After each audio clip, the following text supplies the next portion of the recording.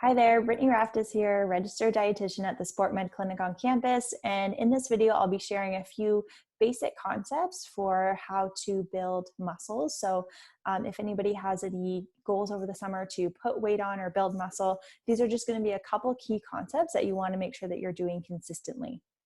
So just to start out, there are three things that we need to make sure are happening if we want to see results in weight gain. So the first thing is a training stimulus, which hopefully you have. The second thing is we want to make sure that you're getting enough protein each day and that you're getting protein at the right timing each day as well. So protein, of course, is going to be important here for building muscle. Your muscle, of course, is made out of protein. So if we're in a state of weight gain and we want that weight to be coming from muscle or lean tissue, we need to make sure that we're getting that protein in our diet in the right way in order to support that lean tissue growth. The third thing is we want to make sure that we're in a positive energy balance. So having a calorie surplus each day and consistency will be key here. So I'll talk about each of those last 2 points here as kind of the main concepts today. And then another thing to mention is what's actually realistic for weight gain. So 1/2 pound of weight gain per week is realistic for the average athlete. Of course, this can be different for everyone based on genetics and your habits, but that's kind of a realistic expectation to have. So next, how much protein do you actually need to build muscle? So on the left side of this chart here, we have our muscle synthesis response compared to how much protein we're consuming in one sitting in grams at the bottom. So you can see in this chart that the muscle synthesis response tends to plateau at between 20 to 40 grams of protein. So that's our optimal range that we're looking at for muscle growth. This is a general range that we use. If you do book an individual appointment, we'll go through your specific needs in more detail, but for the purpose of today, we'll use this 20 to 40 range as our goal because it's usually suitable for the average athlete. So this is our goal that we want to make sure that we're hitting at each meal. In terms of what that looks like, so here I've got some visuals of what 20 to 25 grams of protein looks like in actual food. So if we're looking at the top, we've got 4 ounces of meat or fish. So that would be about a deck of cards portion. That gives us about 21 grams of chicken, for example, 1/2 a package of firm tofu, 2 cups of cow or soy milk with a 1/4 cup of nuts or seeds. I don't have other milk alternatives on there because they're usually not a source of protein.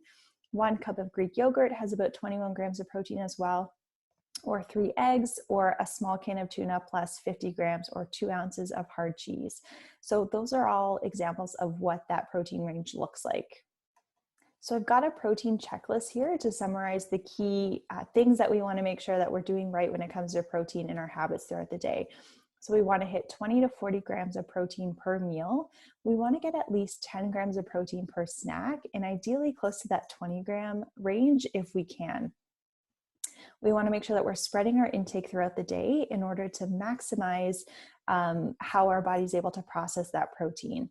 So if somebody, for example, is getting 60 grams of protein at one meal, you're better off to split that amount of protein into 2 instances of 30 grams of protein in order to get that muscle synthesis response happening twice instead of just once. So we want to spread our protein intake throughout the day, ideally having that meal or snack every 2 to 3 hours if you can. And then of course we want to aim for high quality protein most often. What I mean by this is choosing protein sources that are less processed. So trying to limit your use of bacon or lunch meats or things that are deep fried. You're just not going to get the same quality protein coming from those sources. And with the less processed sources of protein, you're also going to get a lot of other important nutrients and vitamins that all help to support your body to put on weight in a healthy way. So next, looking at how we can put our body into a positive energy balance to support weight gain. So we're looking here at an extra 300 to 500 calories per day. This, of course, again, might be different for the individual, but for the purpose of kind of a general example here, this is typically what we aim for, at least to start. We don't want to increase calories too quickly for a couple of reasons. For one, if you try and add too much food into your diet too quickly, you might find that you get full and it's really tough to eat all of that extra food in a day. We also don't want your body to gain weight too quickly either, because if you're gaining weight really quickly, it increases the chances that most of that weight's coming from fat tissue. A slower weight gain increases the likelihood that more of that weight gain is going to come from muscle or lean tissue, which is, of course, what we want. So just for a visual as well, I've got some examples of what that 300 to 500 calories looks like. So 1 cup of almonds, for example, is 400 calories. Same with 1 cup of dried cranberries or other dried small fruit. That's about 400 calories as well. 1 avocado, of course, it depends on the size, but typically they're about 200 to 300 calories per fruit. 3 tablespoons of oil. So per tablespoon, you'd have 100 calories. So adding that to a salad or something like that. Or 2 tablespoons of peanut butter plus 2 tablespoons of hemp seeds equals about 300 calories. So if you were adding that, say, to a smoothie or your oats, that would kind of give you that 300 calories extra. So now some more tips for adding calories into your diet, of course, in a healthy way. So one is to increase the frequency of your meals and snacks. So increase how often you have your meals and snacks. So aiming for a meal or snack every 2 to 3 hours, even every 2 hours if you're really struggling with getting enough in can be a good strategy. Adding in a snack before going to sleep can be also a great strategy to help to support your body to stay in that calorie surplus overnight. Increasing your eating around or even during training can be a helpful strategy too. So ensuring that you have a carbohydrate rich snack before you train, even adding some carbohydrates during training can just help to make sure that your energy levels are not dipping too low. Again, aiming for having that calorie surplus. And then, of course, making sure that you're recovering after training with protein and carbohydrate is going to be essential for helping to support your muscles. And then next is to increase the calorie density of your meals and snacks. So here we're just looking at how do we take what you're currently eating and just beef up the calories a little bit in a way that won't add a lot of extra volume in food, because that can often be a struggle. So I just have some examples here. So using milk, for example, in a smoothie or in your oatmeal instead of water.